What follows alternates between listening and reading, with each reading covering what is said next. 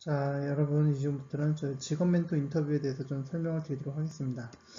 먼저 여러분의 직업 멘토 인터뷰를 하는 이유는 여러분들이 평소에 만나고 싶었던 분을 만나서 인터뷰하는 것이 아니라 여러분들이 몇 가지를 검증하기 위해서 여러분들이 이 직업군 멘토를 인터뷰를 하는 것입니다. 그럼 뭐에 대해서 여러분들이 확인하는 것인가? 첫 번째는 여러분이 알고 있는 이 적성에 과연 이 직업군 멘토가 하는 일과 연결이 되는가? 그래서 적성에 대한 매치가 정확히 되고 있는지 확인하기 위해서 직업군 멘토를 만나는 거고요. 더 중요한 것은 실제로 그 직업에 대한 전망이라든지 더 중요한 것은 그 직무 있어요. 직무. 그 직무가 내가 생각했던 거랑 일치하는지 확인하기 위해서 만나는 것입니다. 세 번째는 여러분들이 이 직업군 멘토를 만나서 확인해야 될 것은 그 직업까지 가는 직업 달성 경로라는 것이 있어요. 직업 달성 경로. 이 직업 달성 경로가 구체적으로 어떻게 되는지 여러분들이 질문하고 확인하는 시간이에요. 이와 같은 것들을 확인하게 되면 여러분들은 어떤 결정을 하게 될까요? 그렇죠.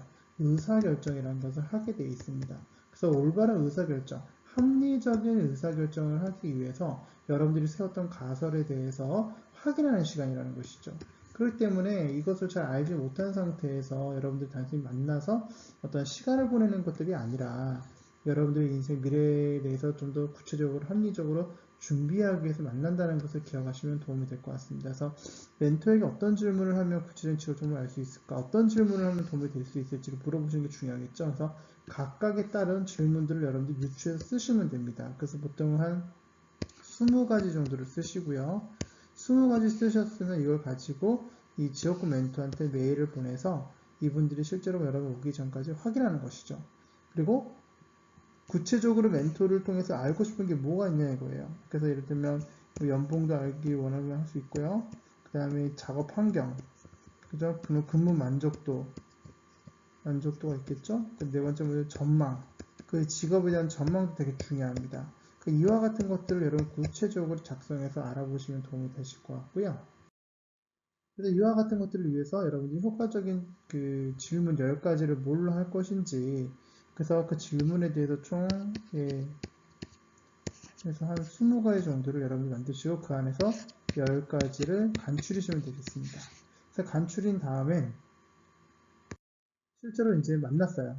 그 만나고 났을 때 중요한 게 이제 여러분들이 이제 어느 한 실제로 그분들이 일하시는 곳에 가서 점심때라든지 아니면 이 근무 시간에 어떤 시간을 쪼개서 만나는 기회가 있을 겁니다. 만나고 나온 다음에 무엇을 해야 되느냐? 바로 직업 멘토 인터뷰 결과 보고서를 쓰시는 게 되게 중요합니다. 보통은 이제 이런 것들이 고등학교 2학년 보통 여름방학 때 보통 수행평가라든지 그리고 학교에서 보고서 개념으로 내라는 경우들이 가끔 있어요. 그런 학교도 있는데 그럴 때 이 자료들을 활용하시면 되겠습니다. 그래서 직업 멘토를 만나고 자신이 원하는 직업에 대한 생각을 구체적으로 정리하는 것입니다. 그래서 자신이 원하는 직업에 대한 분명 의도를 파악하고 적합성 여부를 결정할 수 있습니다. 그래서 일시를 적으시고요. 인터뷰 대상 직업을 명확히 적으시고 소속과 직위를 적으시는 게 중요합니다. 그래서 인터뷰 대상 직업에 대한 구체적인 근무 환경이 무엇인지 이 직업을 갖기 위해서 내가 준비할 건 무엇인지 직업 달성 경로 로드맵이죠? 그쵸? 그래서 이 직업을 갖기 위해서 어떻게 진로를 준비해야 될까? 그러면 이제 보통 이제 전공이라든지 그쵸? 복수 전공이라든지 그리고 대학원은 진학해야 되는 것인지 이런 등등에 대해서 여러분들이 구체적으로 알아보시는 게 매우 중요해요. 왜냐하면 이것이 결국은 이 로드맵하고 연결이 되기 때문에 그렇습니다. 그래서 이제 중요한 거는 이제 인터뷰 결과 느낀 점과 달라진 생각을 적으셔야 돼요. 그러니까 내가 이 멘토를 만나기 전에 X라는 생각을 갖고 있었어요.